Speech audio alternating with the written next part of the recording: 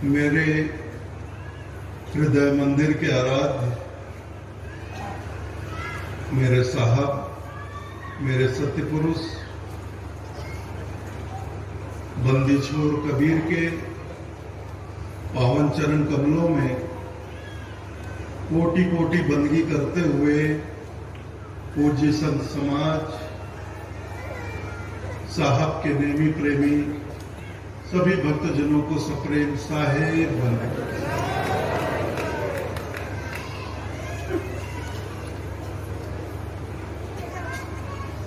महंत राजूदास जी ने हमारे साहब का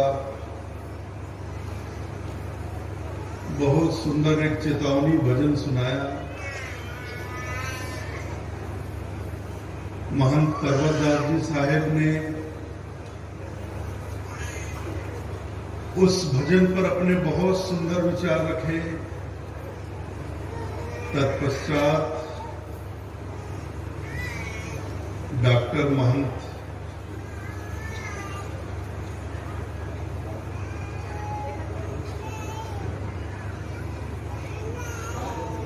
राजेंद्र प्रसाद जी साहब ने बीजक की वाणी, साहब की वाणी सुनाई। बहुत आनंद आया और साहब की वाणी सुनकर आनंद आता ही है। और साहब के वाणी वचन आज हमारे पास साहित्य और ग्रंथों में ही है। तो साहब के वाणी वचनों का आनंद उठाने के लिए हम लोग सब साहित्य, ग्रंथ, किताबें ये ग्रंथालय से ले लेते हैं।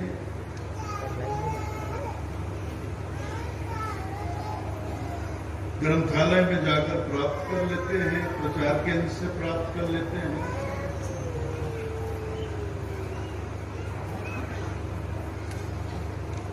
लेकिन हमें समझना चाहिए,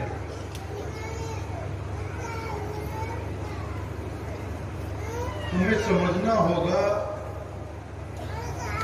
ये बात हमें समझना है कि जो हमारे पंथ का सद साहित्य है,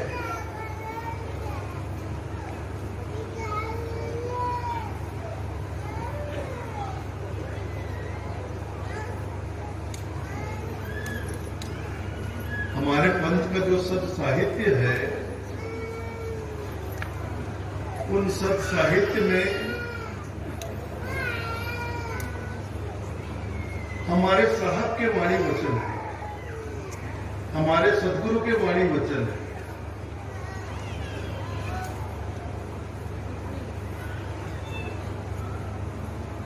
संसार में बहुत तरह के साहित्य होते हैं। बहुत तरह के उपन्यास हमें मिल जाते हैं।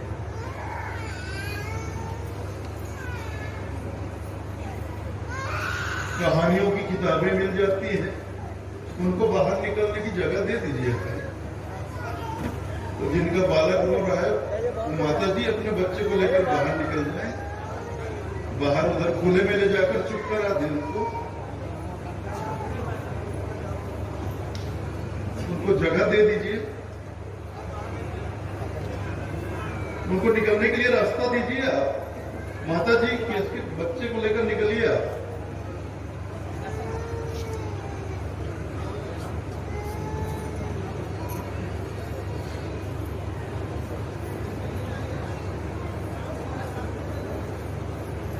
उधर खुले में ले जाइए। आप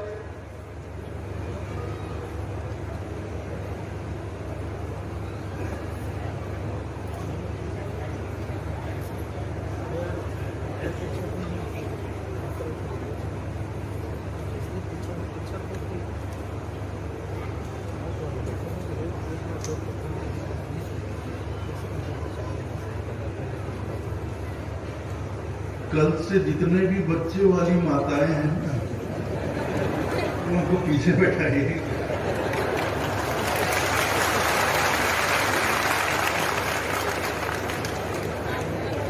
बच्चे की कोई गलती नहीं, बच्चा तो रोएगा ही।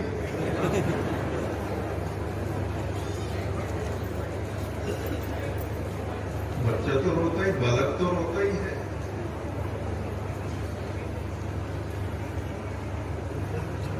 लेकिन हमारी माताओं को समझना चाहिए, छोटे से बच्चे को लेकर सामने बैठेंगे, अगर बच्चा बीच में रोने लगा तो यहाँ कितने समय के बाद, साल में एक बार अवसर मिलता है, हमारे संत महात्मा पधारते हैं, उनके वाणी वचन सुनने का अवसर मिलता है, इसमें व्यवधान उत्पन्न होता है। ज्यादा कुछ नहीं, थोड़ी सी समझदारी की जरूरत है।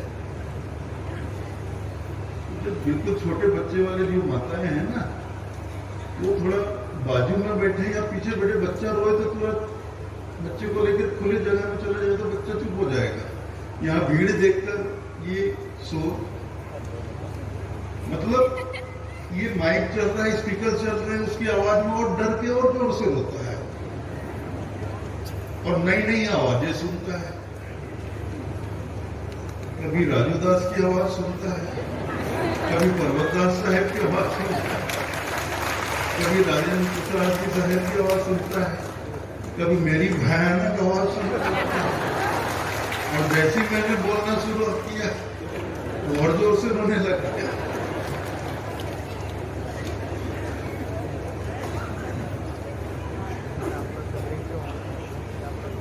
तो ये छोटी सी व्यवस्था है, इस व्यवस्था को बनाकर रखें तो अच्छा लगेगा, व्यवस्था बने रहेगी।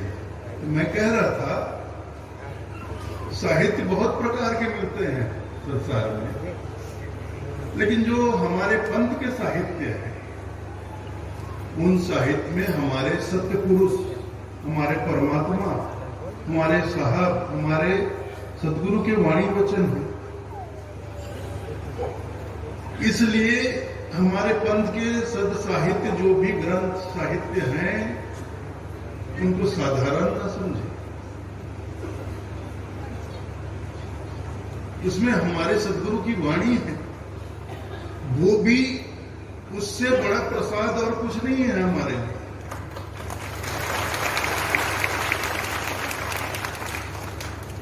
चौका आरती में जो पान प्रसाद प्राप्त करते हैं ना, वो प्रसाद उस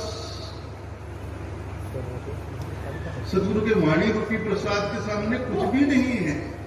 मतलब इस संसार में सदगुरु की वाणी से बढ़कर और कोई प्रसाद हो ही नहीं सकता।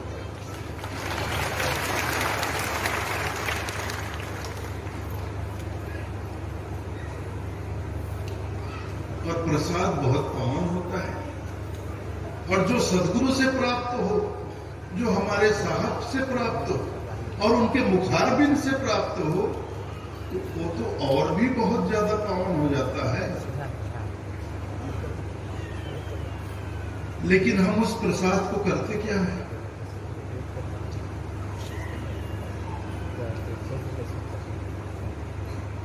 भानु प्रताप गोस्वामी अभी मेरे पास यही बोलने आया था, मेरे कान में यही बोल रहा था कि मैं बहुत जगह जाता हूं,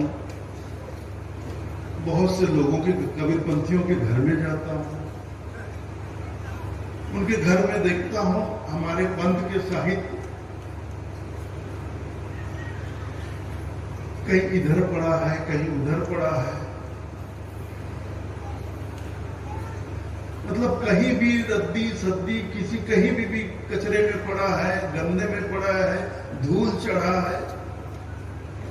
ये तो ठीक बात नहीं है।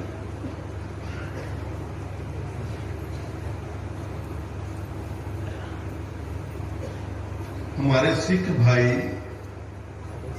गुरु ग्रंथ साहब की कितनी मर्यादा रखते हैं। गुरु ग्रंथ साहब क्या है?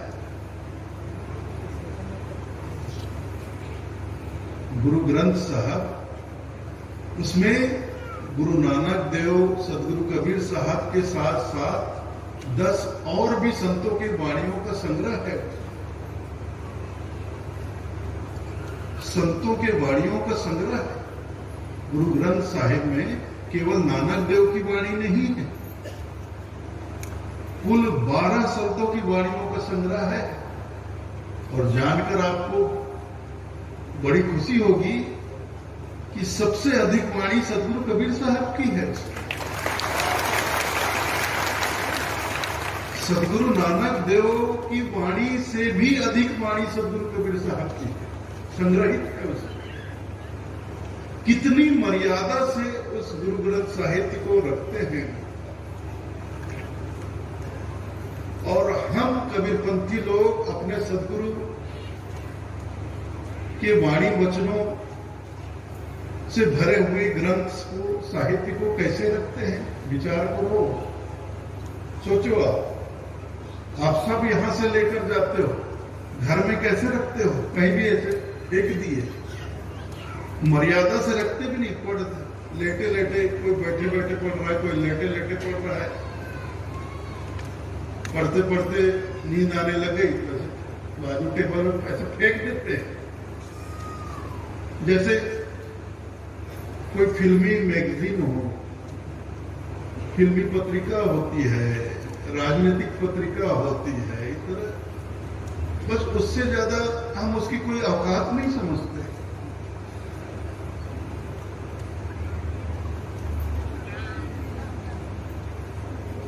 तो ऐसे कैसे काम चलेगा? मैं ज्यादा नहीं बोलूंगा, मैंने बोलना कम कर दिया है, बहुत कम कर दिया है। पहले की तरह नहीं बोलता मैं 2 घंटे 3 घंटे 4 घंटे, घंटा सवा घंटा से ज्यादा मैं बोलता भी नहीं। और आगे और भी कम कर दूंगा, मैं ज्यादा नहीं बोलूंगा।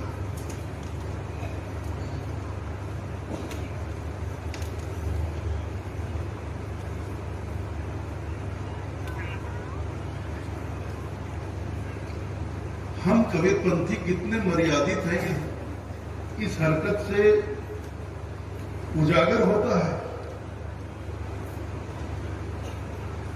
कि हम अपने सत्पुरुष के, अपने साहब के वाणी वचनों से भरी हुई किताब के साथ, ग्रंथ के साथ, साहित्य के साथ कैसा बर्ताव करते हैं। घर में उसे किस भांति रखते हैं। डॉक्टर भानुप्रताप गोस्वामी गलत नहीं बोल रहा है, उसने देखा, कई घरों में देखा होगा, उसके मन को पीड़ा हुई होगी, तभी आकर आज उसने मुझे बोला।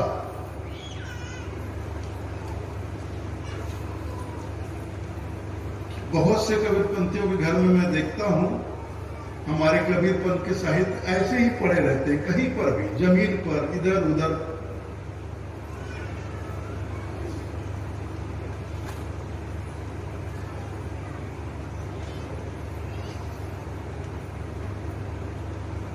तो हम कैसे कबीरपंथी हैं भाई? और ऐसे कबीरपंथी बनकर हम सोचेंगे कि हमारा कल्याण हो जाएगा। इस तरह के कबीरपंथी होकर हम सोचेंगे कि हम भव पार उतर जाएंगे। ऐसे कैसे भव पार उतर जाएंगे?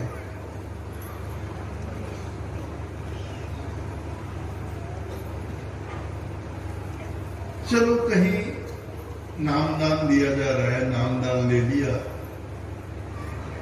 नामदान लेकर बोलते हम कबीरपंथी हैं।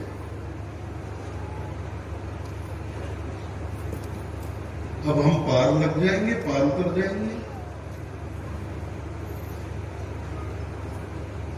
नामदान लेकर हम सोचते हैं अब तो हम कबीरपंथी हो गए, सदगुरु कबीर साहब के राह पंथ के पंथी बन गए, सदगुरु कबीर साहब के मार्ग पर चलने वाले बन गए।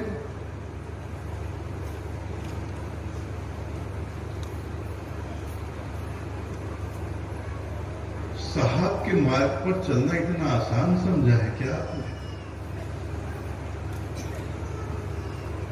सदगुरु की एक वाणी है, ये बस एक वाणी बोलता हूं। साहब ने स्वयं कहा, पंथ हमार खाने की धार। ध्यान से सुनिए, पंथ हमार खाने की धार, दृढ़ होए गहे सो उतरे पार।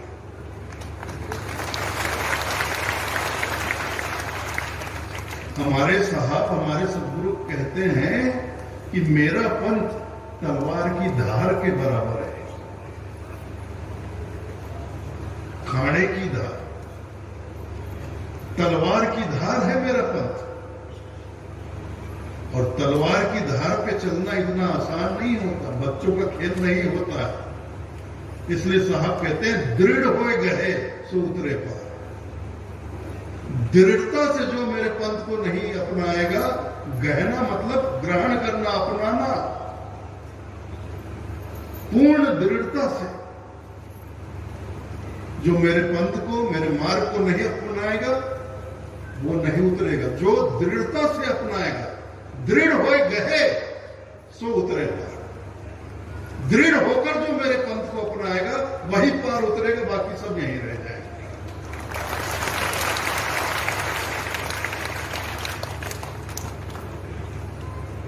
कितने लोगों में ऐसी दृढ़ता है जो अपने साहब के पंथ पर, अपने साहब के बतलाए मार्ग पर दृढ़ता से चलते हैं। यहां हजारों कबीरपंथी बैठे हुए हैं। कबीरपंथी हो कि नहीं हो ये तो बात की बात है, कंठी बनाकर आप अपने आप को कबीरपंथी कहते हो, लेकिन कबीरपंथी तो वही है जो दृढ़ता से अपने साहब के, सदगुरु कबीर साहब के बतलाए मार्ग पर चल रहा हो। यहां बैठे हुए कितने लोग दृढ़ होकर अपने पंथ को, साहब के पंथ को अपनाएं।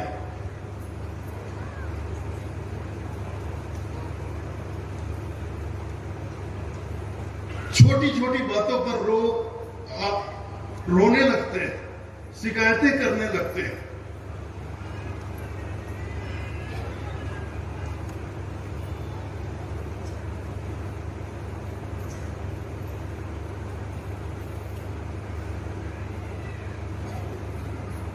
साहब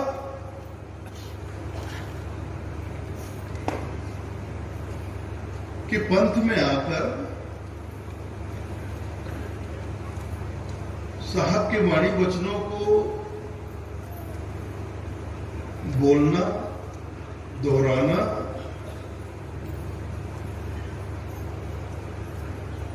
भजन करना, गाना, गुनगुनाना, ये अलग बात है। लेकिन उस भजन में जो भाव है, भजन में भाव होता है।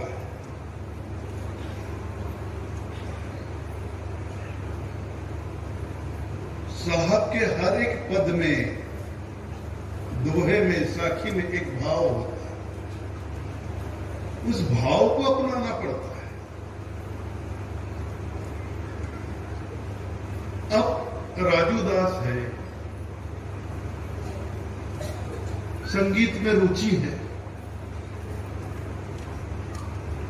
साहब के सैकड़ों भजन गाता है, सैकड़ों भजन गाता है। लेकिन जो भजन वो गाता है सैकड़ों, उन तमाम भजनों के भाव को अपने जीवन में अपनाकर रखा हुआ है, ये मैं नहीं जानता, ये आप भी नहीं जानते। ये उसका अपना दिल जानेगा, ये उसका अपना दिल जानेगा कि मैं साहब के जितने भजन और पदों को गाता हूं, उसके अंदर जो भाव है, साहब ने जो संदेश दिया, उसको मैंने कितना अपनाया हुआ है। ये मैं नहीं बता सकता, आपने वो खुद इस बात पर विचार करेगा।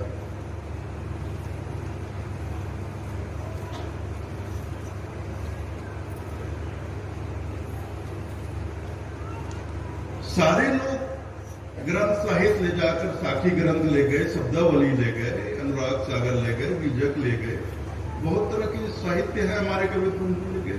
उसको पढ़ते हैं, याद कर, दोहे याद कर लेते हैं, पद याद कर लेते हैं, भजन याद कर लेते हैं, रामायणियां याद कर लेते हैं, खूब एक दूसरे को सुनाते हैं, चर्चा में बैठते हैं। चर्चा के दौरान एक से इधर से एक दोहे का तीर चलता है तो सामने वाला दूसरे दोहे का तीर चलाता है। ऐसा खेल भी होता है भाई हमारे पंथ। साहब के वाणी वचनों को हमने अपना हथियार बना लिया।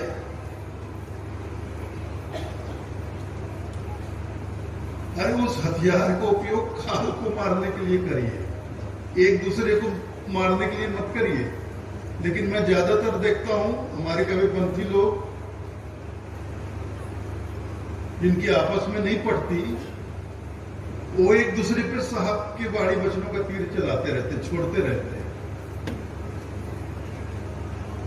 तीरंदाजी होती है।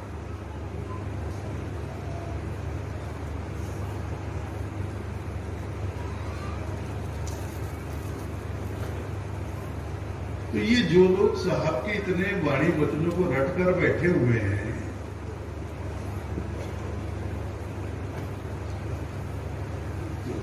आप क्या समझते हैं काम हो गया इनका? काम बन गया?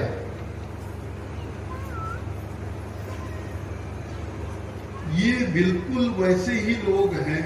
एक किस्सा सुना था मैं, हमारे गुरुदेव परम पूज्य पंतरी हजूर वीरेंद्र मुनि नाम साहब सत्संग कर रहे थे, तो एक बार एक किस्सा बोले थे कि एक जंगल में शिकारियों का बड़ा आतंक था। शिकारियों का बड़ा आतंक था एक जंगल में। शिकारी जंगल में जाते थे, जाल फैलाते थे, दाने डालते थे, छुपकर बैठ जाते थे और उनके फैलाए हुए जाल में उस दाने के लोभ में पड़कर, लालच में पड़कर रोज सैकड़ों पक्षियां फंस जाया करते थे और वो शिकारी उन पंछियों को पिंजरे में कैद करके ले जाते थे और शहर में ले जाकर बेच डालते। ऐसा काफी दिनों तक चलता रहा। तो पंछी सब जंगल में पंछी समाज के जो बुजुर्ग थे उनको चिंता होने लगी, अगर ये ऐसा ही चलता रहा तो इस जंगल से पंछियों का अस्तित्व ही खत्म हो जाएगा, एक भी पक्षी नहीं बचेगा। रोज शिकारी आते हैं, जाल फैलाते हैं, दाना डालते हैं और हम लोग फंस जाते हैं उसमें। धीरे धीरे हमारी संख्या कम हो रही है, इनसे कैसे बचें?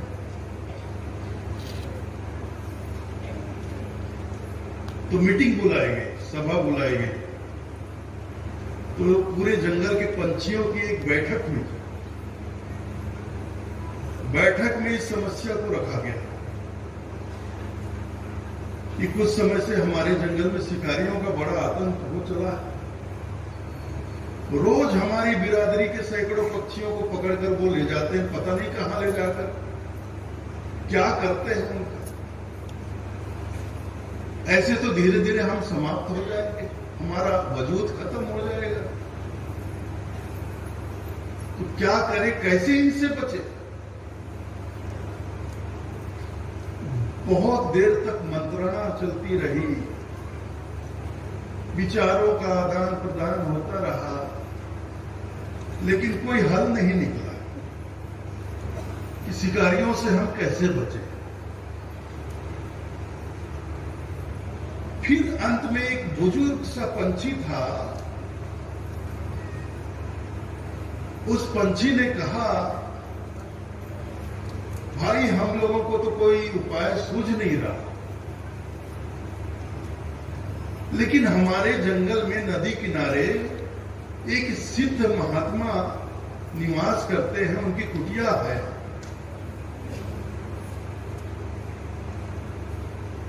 तो क्यों ना हम उस सिद्ध महात्मा की शरण में जाएं और उनसे अपनी समस्या का समाधान प्राप्त करें। तो पूरे पंछी समाज को यह बात जम गई, जच गई। तो सबने कहा, बिल्कुल सही आपने कहा है, आज से ठीक 2 दिन बाद इस जंगल का पूरा पंछी समाज तो सिद्ध महात्मा की शरण में जाकर उनसे अपनी समस्या का समाधान मांगेंगे। तो 2 दिन के बाद जंगल के सारे पंछी नदी किनारे उस सिद्ध महात्मा की कुटिया के पास पहुंच गए। महात्मा जी अपनी कुटिया के सामने, बुजुर्ग महात्मा थे, सिद्ध महात्मा थे, बैठे हुए थे। तो तमाम पंछी वहां पहुंचे, उन्होंने महात्मा जी को प्रणाम किया। तो पहली बार ऐसा हुआ था कि जंगल के तमाम पंछी एक साथ महात्मा जी के समक्ष प्रस्तुत हुए थे। तो महात्मा जी ने पूछा, और सब चिंतित नजर आ रहे थे, सबके चेहरे पे चिंता नजर आ रही थी। तो महात्मा जी ने पूछा, क्या बात हो गई, तुम सब लोग इतने चिंतित क्यों नजर आ रहे हो, कोई समस्या है क्या? तब पंछियों ने बताया, मुनिवर बहुत बड़ी आफत आ गई है, बहुत बड़ी समस्या है। हमारे जंगल में कुछ समय से शिकारियों का बड़ा आतंक हो गया है। बहुत सारे शिकारी आते हैं, रोज प्रतिदिन जगह जगह जाल फैलाते हैं, दाना डालते हैं, और हमारे बिरादरी के पंछी उसमें फंस जाते हैं। उनको पकड़कर पता नहीं वो कहां ले जाते हैं, वो पंछी फिर लौट कर कभी नहीं आते।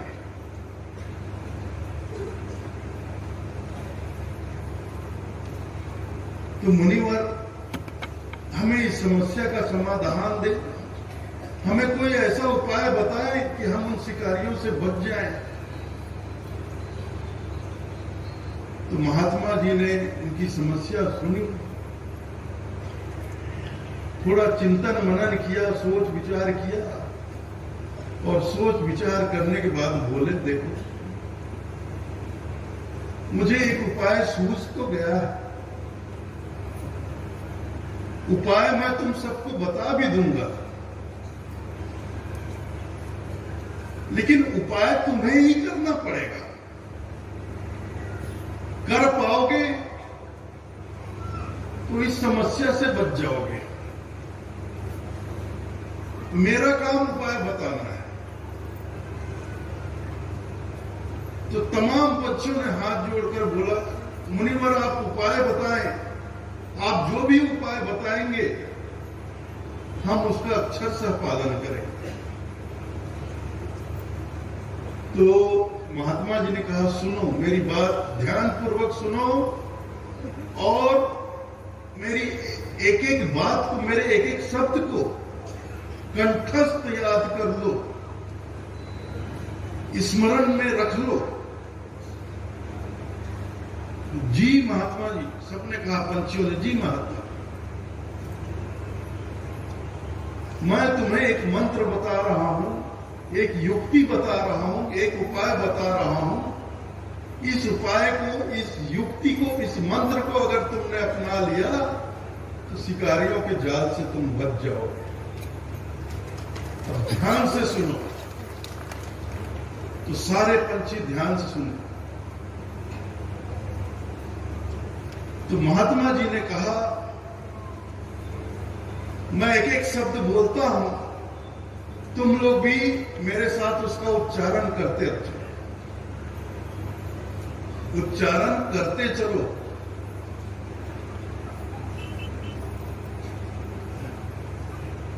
तो महात्मा जी ने कहा, शिकारी जंगल में आता है। तो तमाम पंछी बोले, शिकारी जंगल में आता है, जाल फैलाता है। सभी पक्षी बोल रहे हैं, जाल फैलाता है, दाने डालता है। फिर तमाम पंछियों ने कहा, दाने डालता है। हमें उस दाने के लोभ में नहीं पड़ना है, हमें उस दाने के लोभ में नहीं पड़ना है, हमें भूल कर भी उस जाल के ऊपर नहीं बैठना है। तमाम पंछियों ने दोहराया, हमें भूल कर भी उस जाल के ऊपर नहीं बैठना। एक बार, 2 बार, 3 बार, 4 बार, 5 बार, 10 बार, 20 बार, जब तक एक एक पंछियों को ये मंत्र, ये युक्ति, ये उपाय कंठस्थ याद नहीं हो गया, तब तक महात्मा जी ने उन तमाम पंछियों को शिकारियों से बचने का उपाय पाठ पढ़ाया।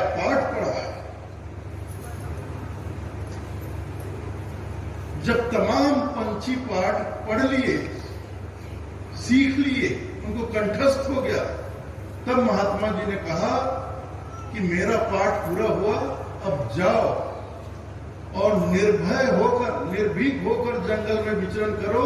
अब तुम्हें शिकारियों से कोई खतरा नहीं, कोई खतरा नहीं। तमाम पक्षियों ने सिद्ध महात्मा जी का आभार माना और सबने प्रणाम किया और सब खुशी खुशी पूरे जंगल में अपने अपने जहां निवास था चले गए। ज्यादा दिन नहीं हुए थे, ज्यादा दिन नहीं हुए थे, दूसरे दिन की ही बात थी, दूसरे दिन की ही बात थी। शाम को महात्मा जी अपनी कुटिया के सामने बैठे थे। उन्होंने देखा कि उनके सामने से 15-20 शिकारी गुजर रहे हैं। उनके कंधे पर जाल है और उस जाल के अंदर सैकड़ों पंछियां फंसी हुई है और जाल के अंदर फंसे हुए वो रट रहे हैं। शिकारी जंगल में आता है, जाल फैलाता है, दाने डालता है। हमें दाने के लोभ में नहीं पड़ना है, इसी कीमत पर हमें शिकारी के जाल में नहीं बैठना। जाल में फंसे हुए हैं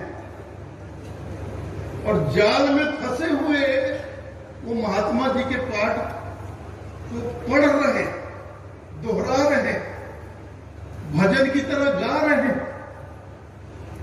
शिकारी जंगल में आता है, जाल में फंसे हुए, जाल के अंदर शिकारी जंगल में आता है, जाल फैलाता है, दाने डालता है। हमें दाने के लोभ में नहीं पड़ना है, किसी कीमत पर जाल के ऊपर नहीं बैठना। महात्मा जी अपना सर पकड़ लिया, महात्मा जी ने अपना सर पकड़ लिया। मन ही मन सोचा,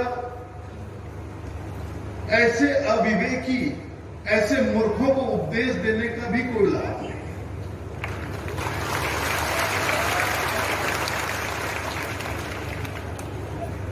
तो क्या आज हम कबीरपंथियों की हालत देखकर हमारे साहब भी अपना सर पकड़कर बैठे होंगे?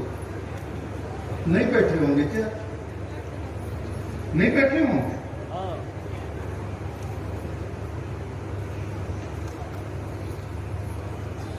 साहब ने हमें भी तो बहुत सा पाठ पढ़ाया है, नहीं पढ़ाया क्या? कितना पाठ पढ़ाया साहब?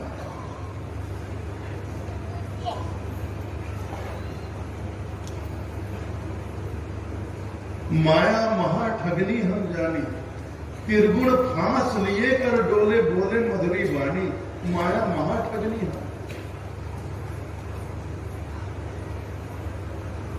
ये पाठ साहब ने हमें पढ़ाया है। ये साहब की वाणी, हमारे सदगुरु की वाणी है ना। माया महा ठगनी हम, ये माया तू बहुत बड़ी ठगनी है, मैं अच्छे से जानता हूं तुझे, तू ठगनी है। त्रिगुण फांस लिए कर डोले बोले मधुरी वाणी। तू 3 गुणों का फांस फंदा लेकर घूम रही है इस संसार में और बोलती बहुत मधुर है। बोले मधुरी वाणी, बहुत मीठा मीठा बोलती है ताकि लोग तेरी बातों में आकर तेरे जाल में फंस जाए। साहब की एक वाणी है, ऐसी वाणी बोलिए मन का आपा खोए, औरन को शीतल करे आपहु शीतल।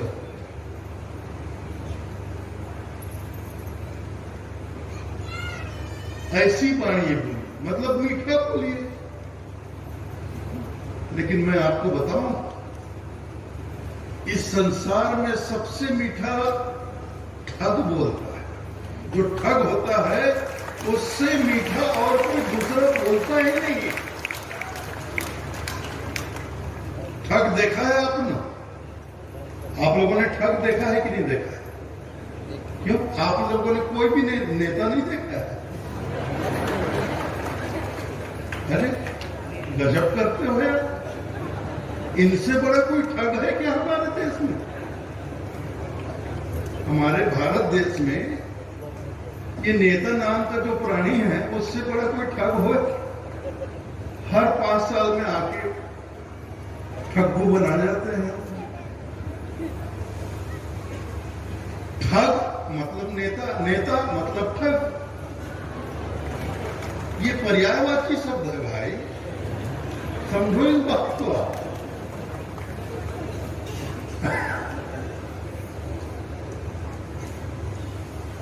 तो साहब की वाणी है, माया महाठगनी हम जानी, 3 गुणों का फंदा लेकर घूंटी, त्रिगुण फांस लिए कर डोले, बोले मधुरी वाणी। इसलिए मधुर वाणी बोलती है ताकि ये जीव उसके जाल में फंस जाए। वही हालत है पंछियों जैसी। हम तमाम लोग, हम लोग सब माया के जाल में फंसे। और माया का कोई एक रूप नहीं होता, माया के बहुत सारे रूप।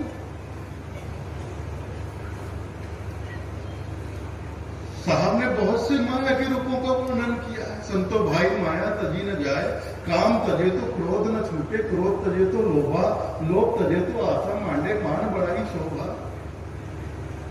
काम, क्रोध, मद, लोभ, मोह, ईर्षा, राग, द्वेष, छल, कपट, चतुरा, कितने तरह की माया है। तो किसी न किसी माया में तो हर आदमी फंसा हुआ है। कोई काम में फंसा हुआ है, तो कोई क्रोध में, क्रोध की अग्नि में जल रहा है, कोई लोभ की अग्नि में जल रहा है। हर आदमी माया के किसी न किसी फंदे में फंसा ही होगा। और माया के फंदे में फंसा हुआ साहब की वाणी को गा रहा है, माया महाठगनी हम जानी, हम जानी। अरे तू जानता है तो फिर फंसा कैसे? माया महाठगनी हम जानी, हम जानी मतलब मैं जानता हूं माया तो बहुत बड़ी ठगनी है। तो 3 गुणों का फंदा लेकर घूम रही है, बहुत मीठी वाणी बोलती है, बहुत मधुर अपना रूप दिखाती है, बहुत बड़ी मधुरता दिखाकर तो फंसाती। मैं बहुत अच्छे से जानता हूं, मैं जानता हूं। जब मैं जानता हूं तो मैं फंसा कैसे?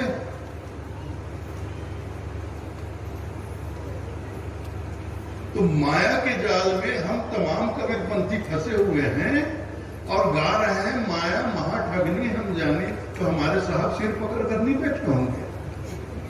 मैंने इनको इतना पढ़ाया, इतना पढ़ाया, इतना पढ़ाया, इतना सिखाया, इतना ज्ञान दिया,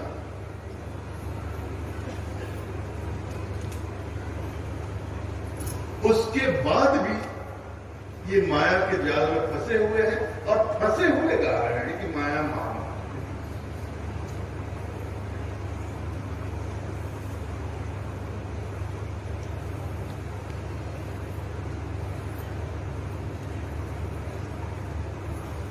और देखिए उस जाल के अंदर फंसे हुए हम तमाम कबीरपंथी एक दूसरे को साहब की ही बाड़ी बचनों का तीर चला रहे हैं।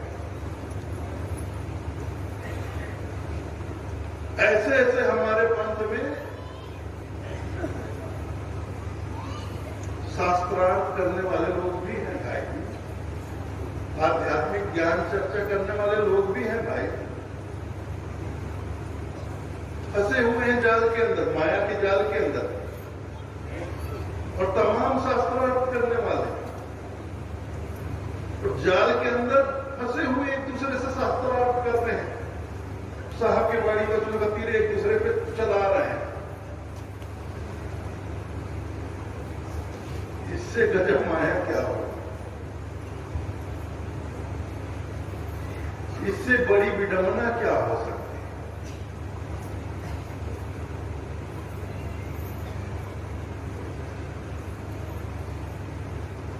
कोई आदमी कबीरपंथियों को देख, कोई आदमी बैठा है अपने गांव में खाट,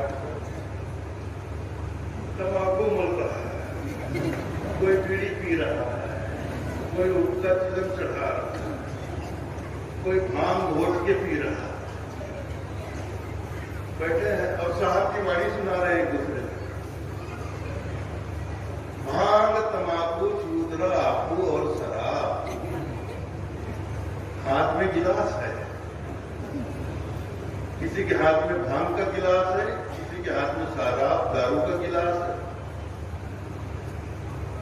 कोई चिलम लिए बैठा है, कोई बीड़ी लिए बैठा है, कोई तंबाकू रगड़ते बैठा है और आपस में चर्चा चल रही है। देखो साहब की वाणी है, आपस में चर्चा चल रही है।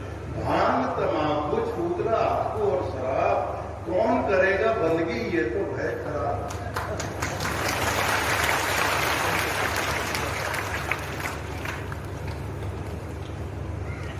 अब भांग तंबाकू छूतला आपको, भाई कबीर पंथ में नशा करना बिल्कुल वर्जित है।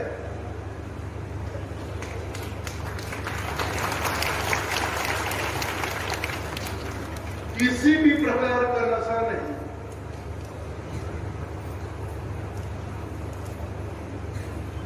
चाहे वो तंबाकू हो, बीड़ी हो, सिगरेट हो, भांग हो, शराब हो। अब आजकल तो बहुत सारे नशीले पदार्थ आ गए और ये तो जो हम भांग शराब इसमें शरीर में नशा चढ़ता है। इसके अलावा भी ऐसा नशा है जो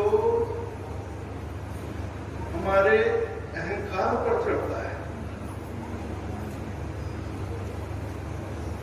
हमारी आत्मा पर चढ़ता है। हमारी आत्मा भी नशे में डूब जाती है। जैसे काम का नशा हो, क्रोध का नशा हो, लोभ का नशा हो, ये भी तो नशा है। लोभ भयंकर नशा है भाई। किसी चीज का लोभ हो जाए आदमी अपनी सुध बुध बिसरा देता है। काम का नशा हो जाए आदमी अपनी सारी नैतिकता भूल जाता है, कुछ भी होश नहीं रहता, सारी मर्यादाएं भूल जाता है। तो नशे में यही तो होता है। नशे में आदमी अपनी सुध बुध गंवा बैठता है, क्या करना है क्या नहीं करना है इस बात का उसे होश ही नहीं रहती, क्या उचित है क्या अनुचित है। तो नशा हमारा नैतिक पतन करता है, इसलिए साहब ने नशे से दूर रहने को कहा। लेकिन ये सब नशा करते हुए हम लोग बोलते हैं। और तूने सुनाया, अब मैं सुनाता हूं तेरे को। दूसरे तरफ जो फंसे हुए हैं और जाल के अंदर से एक दूसरे पे तीर चला रहे हैं।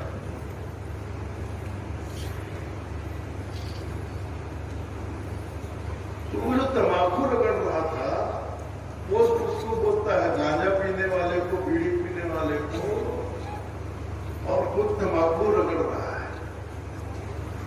बोलता है गांजा पीने वाला गंवार। सुन साहब की वाणी है, हमारे सतगुरु की वाणी। गांजा पीने वाला गंवार, बीड़ी पीने वाला चोर। हाँ, फिर दूसरा होता आगे बोल आगे बोल आगे बोल। अब उसको अगला लाइन याद नहीं था, एक ही लाइन बोला, गांजा पीने वाला गंवार, बीड़ी पीने वाला चोर। दूसरी लाइन में साहब ने क्या कहा, तंबाकू खाने वाला गधा भूखे चारों।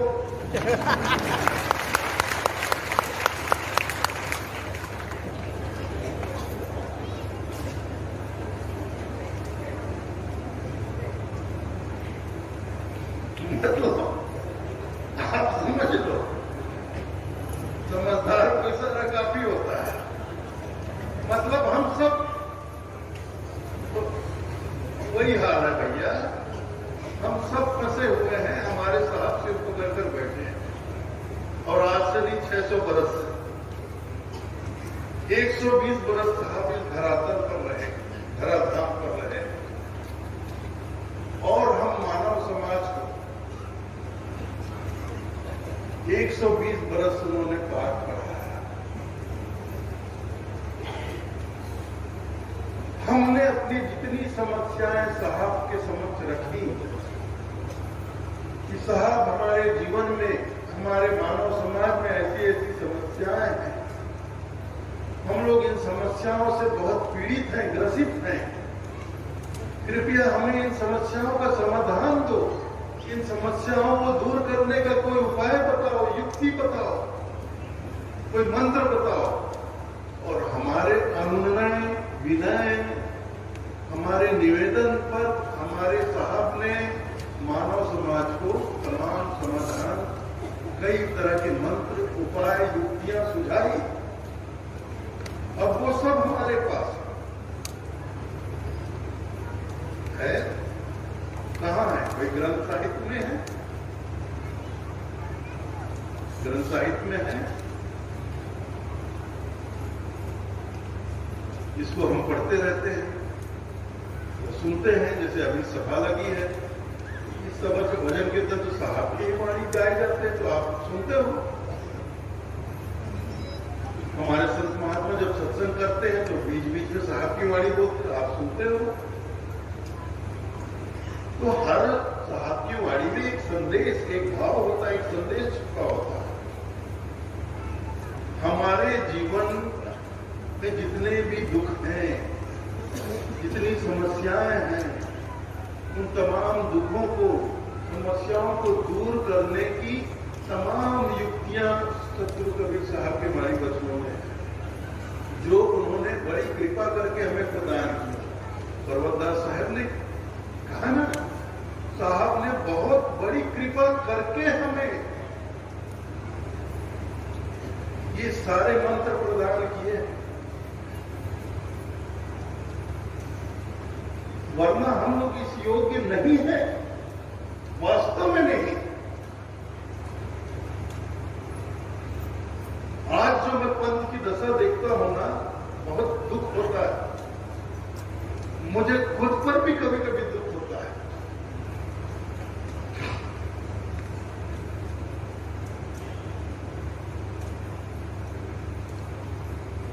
हमारे सतगुरु कबीर साहब ने मानव समाज में व्याप्त हर तरह की बुराई को समाप्त करने का प्रयास, हर प्रकार की बुराई, समाज में जितने झगड़े, मानव समाज में चाहे सांप्रदायिक झगड़े हो, चाहे वर्ण व्यवस्था के नाम पर झगड़े हो, चाहे जाति का झगड़ा हो, अमीर गरीब का झगड़ा हो, छोटे बड़े का झगड़ा हो, हर झगड़े को उन्होंने शांत करने का, समाप्त करने का प्रयास। लेकिन आज भी मैं देखता हूं कि दो कबीरपंथी एक ही सदगुरु, एक ही साहब के शरण में रहते हुए आपस में लड़ते हैं।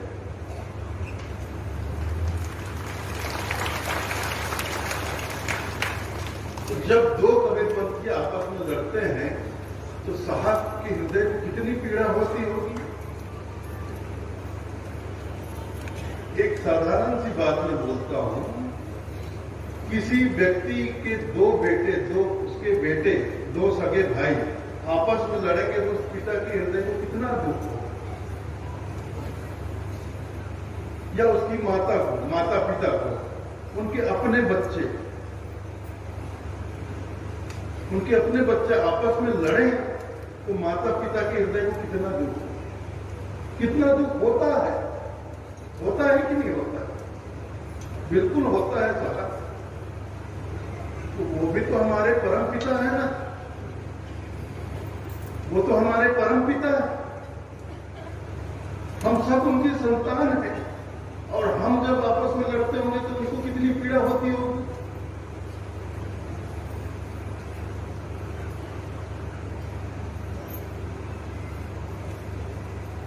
हमारे सतगुरु ने हमें इतना पाठ पढ़ाया, इतना पाठ पढ़ाया, किसी पाठ को हमने हृदय में धारण नहीं किया, अमल में लाए ही नहीं, बस रट के कंठस्थ करके रख लिया, हृदय में उतारा नहीं, कंठ में ही रख लिया, कंठस्थ कर लिया, कंठ तक, गले तक ही, गले में रखकर सिर्फ गलेबाजी कर रहे हैं। कुछ लोग आपस में बैठकर गलेबाजी करते हैं, कुछ लोग मंच पर बैठकर, मेरे जैसे लोग मंच पर बैठकर गलेबाजी ही हो रही। महापुरुष के जो वाणी वचन हैं, उनके सदुपदेश हैं, वो गले से नीचे कभी उतरा ही नहीं है, हम लोग हृदय तक पहुंचा ही नहीं। इसीलिए तो हमारा जीवन बदलता नहीं तो ऐसा हो नहीं सकता कि कोई कबीर पंथ में आ जाए, कबीर साहब को हृदय से दृढ़ता से अपना ले और उसके जीवन में परिवर्तन ना आए, ऐसा हो नहीं सकता।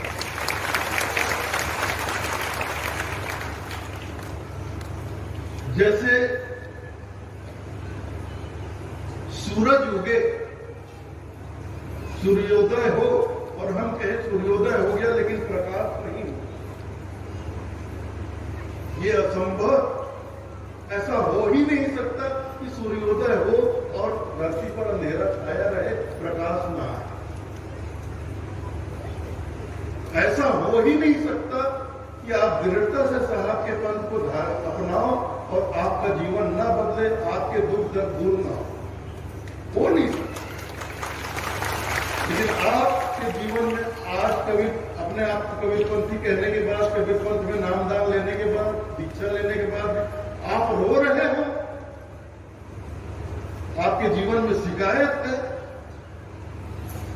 तो इस बात का ये प्रमाण है आपने दृढ़ता से अपने साहब के पंथ को नहीं अपनाया है। इसमें कोई बहाना नहीं चल सकता, आप बहाना चलेगा ही, स्पष्ट प्रमाण है। पंथ हमार खाड़े की धार दृढ़ हो गए तो उतरे पार। दृढ़ता से जिसने पंथ को अपनाया वो पार उतर गया।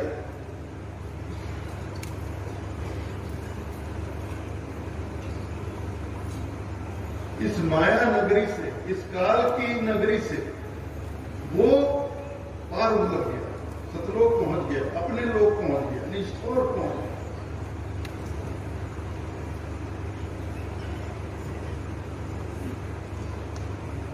तो ज्यादा दूसरों का मतलब, कुछ कबीरपंथियों को देखता हूं मैं कि दूसरे लोगों का कुछ थोड़ा सा अपमान करने का प्रयास करते हैं।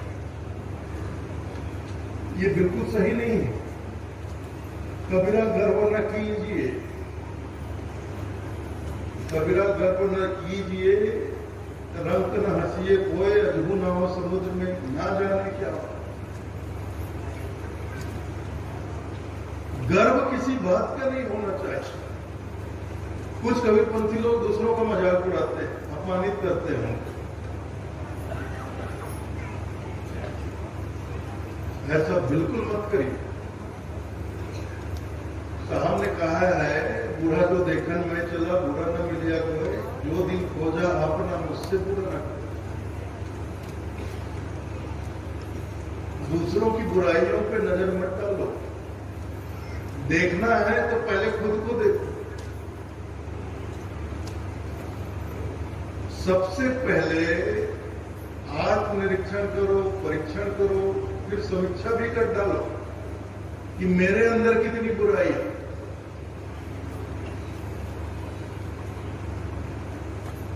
उसके बाद दूसरे के ऊपर उंगली उठाना कि वो आदमी ऐसा है, वो आदमी वैसा है, वो ऐसा करता है, वो ऐसा करता है।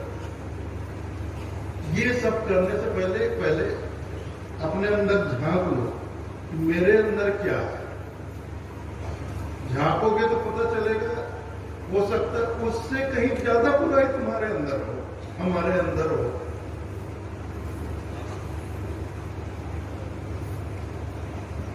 जो दिल खोजा आपना मुझसे बुरा न करो।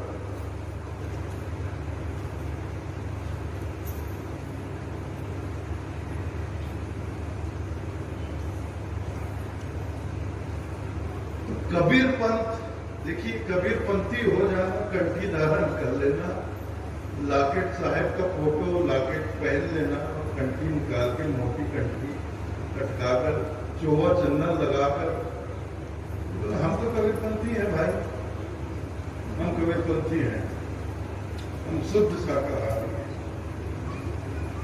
शुद्ध शाकाहारी।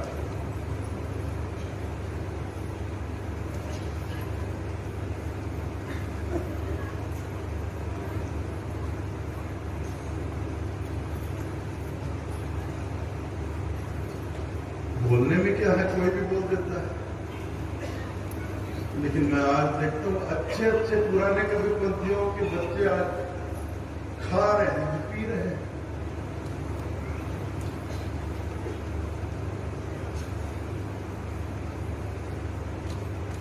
अच्छे अच्छे कबीरपंथी कहते मैंने तो भाई मेरे पास तो मैं सोशल मीडिया पर कल मैंने बताया ना, कई साधु के भेष में लोग हैं, कुछ कड़िहार हैं, पंथ हैं। तो लोग जानते मैं सोशल मीडिया पर हूं तो मेरे पास फोटो आता है, कोई साधु बीड़ी फूक रहा है, कोई कड़िहार होकर सिगरेट पी रहा है, कोई कड़िहार होकर लोगों को सब उपदेश देने के बजाय उल्टी सीधी बातें सिखा रहा है। किसी का नाम नहीं लूंगा मैं,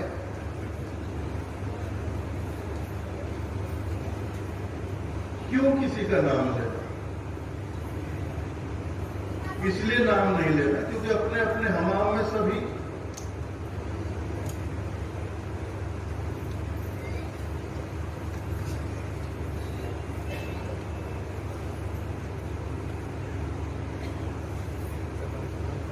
अगर जैसे कि महान पर्वतदास साहब ने कहा, हम आत्म कल्याण के लिए साहब की शरण में आए, साहब की शरण में आए, कबीर पंथ में आए।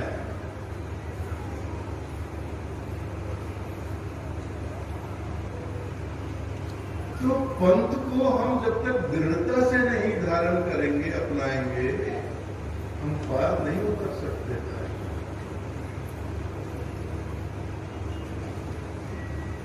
दृढ़ता होनी चाहिए।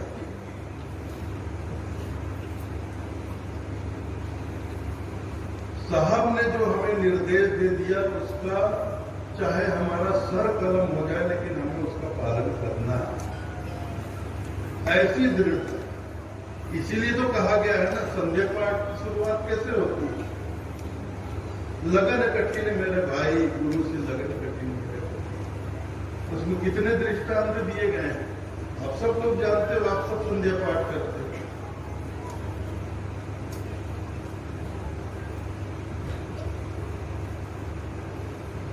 लगन, दृढ़ता से लगन लगानी पड़ेगी सदगुरु के चरणों के प्रति, दृढ़ता से अपनाना पड़ेगा। लेकिन ये कठिन है। अब उसमें दृष्टांत बहुत सारे दिए हैं। दो दल आन जुरे जब सम्मुख सूरा लेत लड़ाई, क्यों कोई गिरे धरनी पर खेत छाड़ नहीं जाई, गुरु से लगन कठिन करे।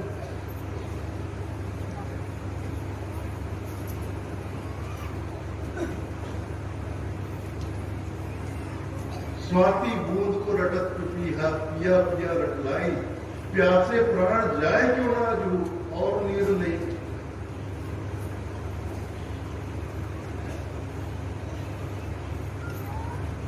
मतलब इतना दृढ़ होना चाहिए, इतना दृढ़ हमें होना चाहिए, इतनी दृढ़ता से हमें अपने सदगुरु के पंथ को अपनाना चाहिए और उस पर चलना चाहिए कि अगर साहब के पंथ, अपने सदगुरु के पंथ पर चलते हुए अगर हमें अपने प्राण भी खोने पड़े, इसकी चिंता हमें नहीं होनी चाहिए।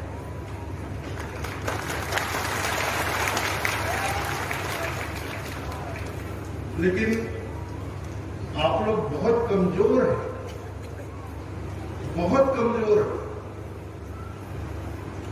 छोटी छोटी शिकायतों पे आप लोग रोते हैं, गिड़गिड़ाते हैं, कबीरपंथी लोग।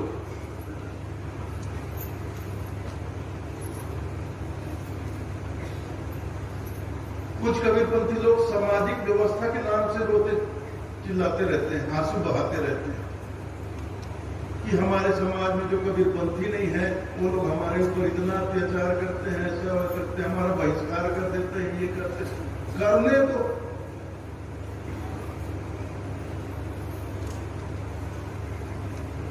यही तो दृढ़ता। अरे तुम्हारा समाज क्या, पूरा दुनिया तुम्हारा बहिष्कार कर। तुमको ये बोलना चाहिए कि तुम समाज के लोग क्या, पूरी दुनिया मेरा बहिष्कार कर दे तो भी मैं अपने साहब का पंथ छोड़ूंगा। ये दृढ़ता हो। लेकिन आप लोग इतने कम होकर रो रो के मेरे को मैसेज भेजते हो कि साहब हमारे पंथ, हमारे समाज के लोग, हम लोग कबीरपंथी हैं इसलिए हमारा बहिष्कार कर देते हैं। हम उनके यहाँ भोजन, वो लोग सब मांसाहारी, हम उनके यहाँ भोजन, किसी भी समारोह में, ब्याह में किसी का मृत्यु वहां जाते हैं, खाने पीने वाले तो शामिल तो होते हैं लेकिन भोजन नहीं करते, हमारा बहिष्कार कर देते हैं। बस इतनी सी बात हो गई कि रो रो के मेरे को मैसेज करते हो। इतने कमजोर बनोगे कि कम से कम कबीरपंथी तो आप नहीं हो सकते। कमजोर आदमी कबीरपंथी हो ही नहीं। इसीलिए साहब के पंथ के विषय में कहा गया है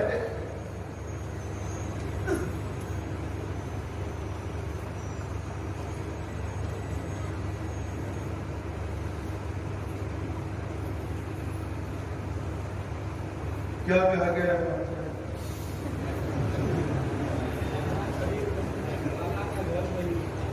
आता है कोई सुंदर, आप सब जानते हो।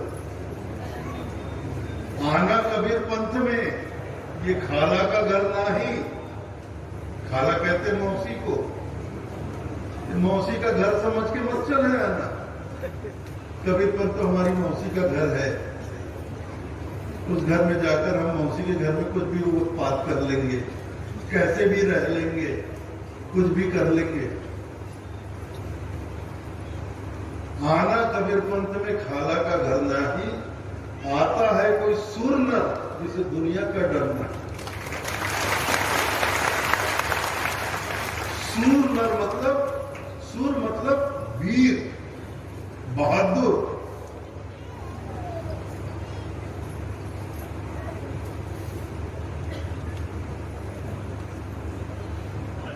कबीर, कबीर पंथ को दृढ़ता से कोई वीर, कोई बहादुर जीव ही अपना सकता है। मैं पुरुष या महिला की बात नहीं करूंगा। शारीरिक तौर पे आप, शारीरिक बनावट से आप स्त्री हो, पुरुष हो,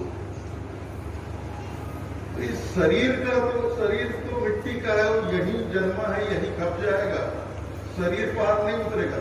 इस शरीर के भीतर जो जीव बैठा है उसको पार उतरना है। तो जो जीव है वो ना पुरुष है ना स्त्री है।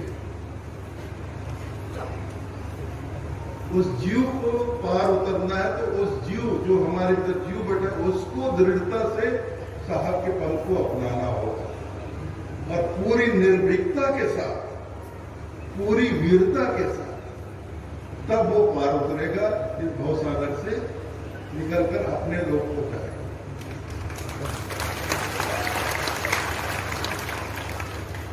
मैं जानता हूं बहुत कठिन है भाई, कोशिश तो करना। कोशिश भी नहीं करो,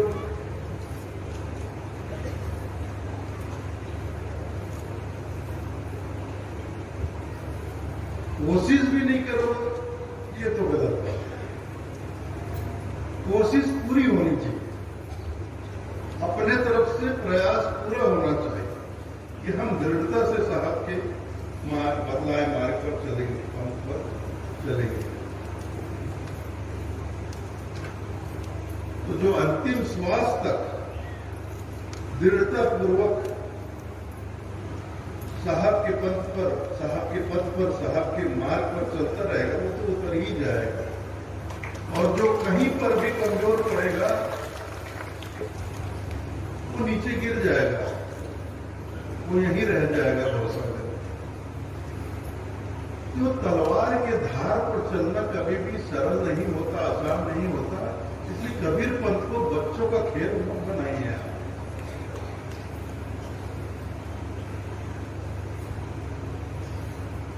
ये कबीर पंथ तो आप लोगों ने बच्चों का खेल, कुछ लोगों को, जब से सोशल मीडिया पर आया हूं मैं देखता हूं कि कविपंथियों ने इसको बच्चों का खेल बना लिया।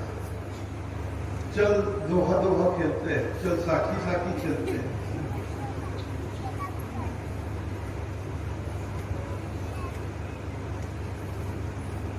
ये दोहा दोहा साखी साखी खेलने का पंथ नहीं है बात।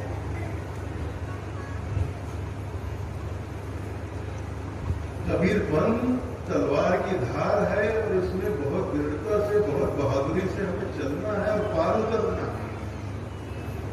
तो प्रयास करिए, प्रयास पूरा होना चाहिए। जो प्रयास करेगा दृढ़ता से वो उतरेगा, बाकी रह जाएंगे। कोई जिम्मेदारी नहीं ले सकता। इस साहब की स्पष्ट, इसीलिए मैंने कहा मैं एक ही वाणी बोलूंगा, इसीलिए मैंने कहा मैं एक ही वाणी बोलूंगा। पंथ हमारे खाड़े की धार, दृढ़ हो गए सो उतरे। आप जानिए, आपका विश्वास जानिए और आपकी दृढ़ता, आपकी वीरता यही काम आएगी आगे। बाकी सदगुरु की वाणी वचन तो यहाँ हर तरह से आपको सुनने को मिलता रहेगा, आगे भी मिलता रहेगा, ये कभी रुकेगा नहीं। अब देखिए 100 बरस, 115, 117 बरस पहले प्रातः स्मरणीय परम पूज्य पंच श्री हजूर रुद्रनाथ साहब यहाँ पधारे। वे चले गए, उनके पश्चात दयाराम साहब पधारे,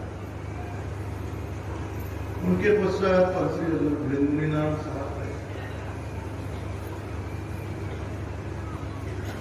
उनके अंतर ध्यान होने के बाद 30 बरस आज हो गए, 92 से 2022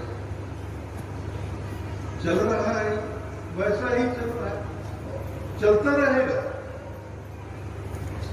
लेकिन पार उतरना ये अलग बात है। ये तो चलता रहेगा, ये मेला हर साल होता रहेगा, संत समागम होता रहेगा, ऐसी व्यवस्थाएं होती रहेगी, भंडारा चलता, सब कुछ होता रहेगा। जुटते रहोगे आप लोग, हजारों में, लाखों में आओगे जाओगे, लेकिन बहुत थोड़े से, बहुत थोड़ा भी गिनती के लोग ही साहब के पंथ को दृढ़ता पूर्वक अपनाएंगे और पार उतरेंगे, ये पक्की बात है। और दुनिया में कोई भी आदमी ये कहे कि मुझसे नाम डाल लो तुम्हारी मुक्ति हो जाएगी, तो उससे बड़ा पाखंडी और कोई नहीं है। अगर मैं कहूं आपसे कि आप मुझसे नाम डाल लोगे तो आपकी मुक्ति निश्चित है, तो मुझसे झूठा इस दुनिया में दूसरा कोई नहीं। और ऐसा दावा इस संसार में कोई भी करे, कोई भी करे, मुझसे नाम डाल लो, मुझसे दीक्षा लो, तुम्हारी मुक्ति निश्चित है। नाम दान लेने भर से किसी की मुक्ति नहीं होती है भाई।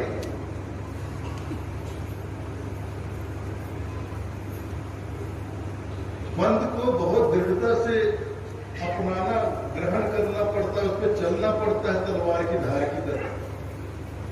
चलोगे तब पार उतरोगे, नाम दान लेने से कोई पार नहीं उतरता है।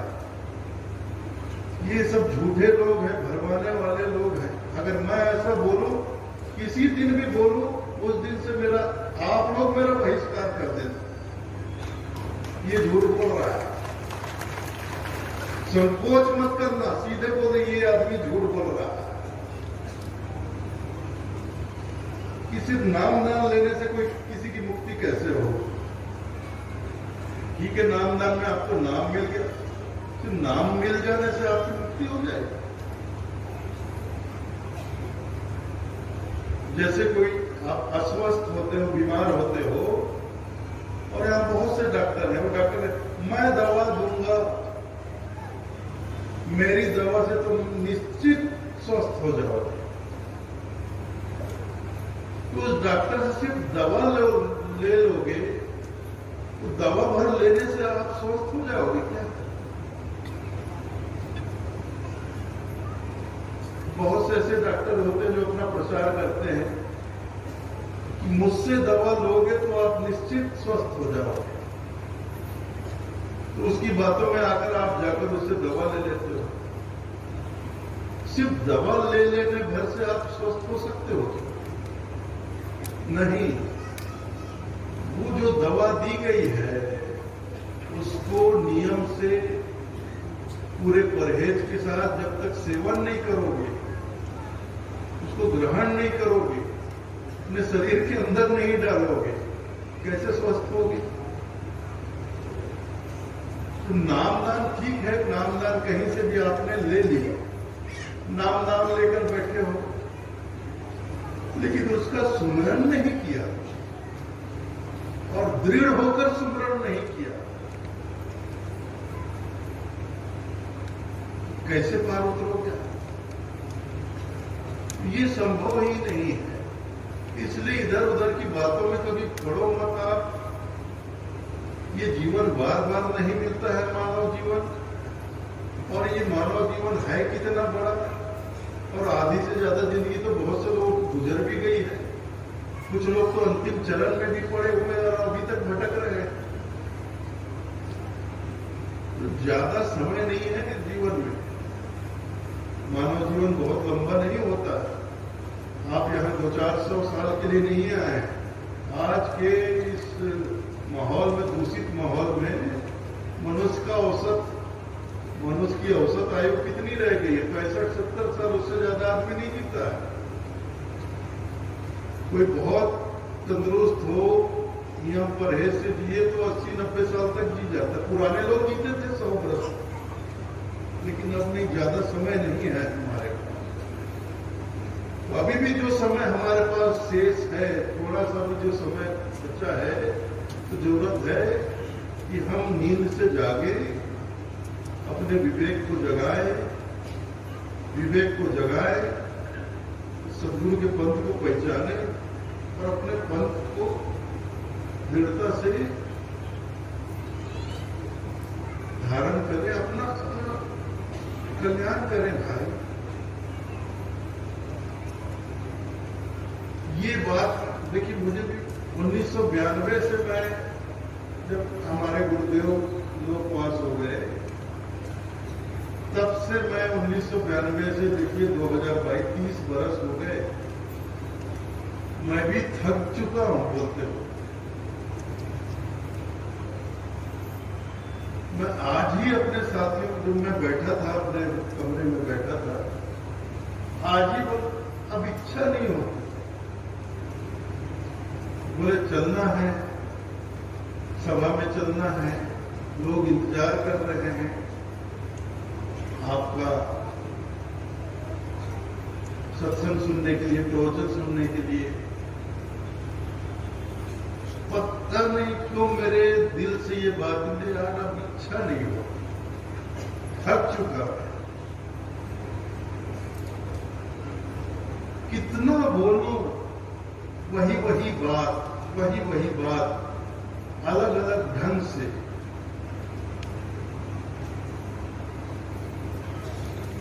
अलग अलग तरीके से। 30 साल तो हो गए, कितने बार बोलूं वही बात, घुमा फिरा के वही बात, अलग अलग तरीके से वही बात। मैंने सच पूछो तो 30 साल में मैंने परिवर्तन केवल कबीर धर्मनगर दामाखेड़ा में देखा कि ये आश्रम 30 वर्ष पहले जैसा था उससे बहुत अच्छा बन गया।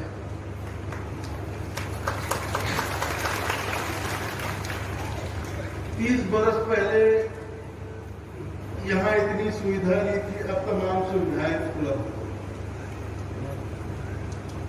30 बरस पहले यहाँ बहुत थोड़े से लोग आते थे, अब हजारों लाखों में लोग आते हैं। ये मैंने देखा। लेकिन कबीरपंथियों में तो बदलाव देखता ही नहीं। कबीरपंथियों का जीवन बदलते हुए देखता ही नहीं। कबीरपंथियों का जीवन जैसा पहले था वैसा आज भी। 30 बरस पहले पुराने लोग थे, वो भी वही बातें, वही शिकायतें, वही रोना धोना। आज 30 बरस के बाद भी आज के लोगों को देखता हूं, वही शिकायतें, वही रोना धोना।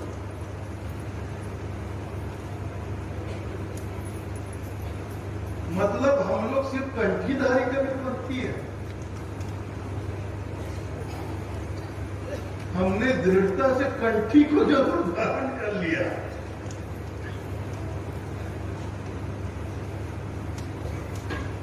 लेकिन अपने सदगुरु के पंथ को धारण नहीं। सिर्फ कंठी धारण करने से कुछ नहीं होता, कंठी के साथ साथ साहब के पंथ को भी दृढ़ता से धारण करना, ग्रहण करना पड़ेगा। और मेरा मकसद इस आश्रम का विकास करना, आश्रम को बढ़ाना है, आश्रम को बड़ा करना, ये कभी नहीं रहा। कम से कम पहली प्राथमिकता तो कभी नहीं रही।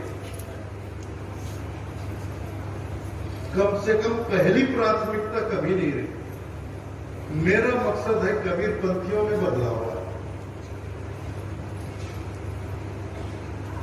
कबीरपंथी केवल कंठीधारी कबीरपंथी ना बने, दृढ़ कबीरपंथी बने, सच्चे कबीरपंथी,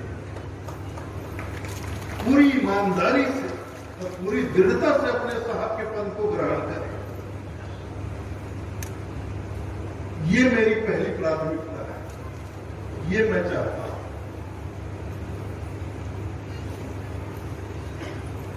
संगठन तो हुआ आप लोगों में, नवयुवक मंडल का मैंने गठन किया 2004 में। तब से हमारे युवक जो हैं, नवयुवक हैं, युवा लोग हैं, वो हर क्षेत्र में संगठित हो गए, नवयुवक मंडल का गठन कर दिया। मैंने अपनी माताओं बहनों से निवेदन किया कि आप लोग भी आमीन माता हमारी माता हैं, उनके नाम से आमीन माता महिला मंडल का हर क्षेत्र में गठन करिए। आप लोग भी पंथ की सेवा में अपना योगदान, आप लोगों ने भी, हमारी माताओं बहनों ने भी खूब बढ़ चढ़कर महिला मंडल का गठन किया और सेवा में, पंथ की सेवा में, व्यवस्था में भरपूर योगदान प्रदान करती। लेकिन इसके साथ साथ हमको दृढ़ कबीरपंथी भी तो बनना पड़ेगा भाई।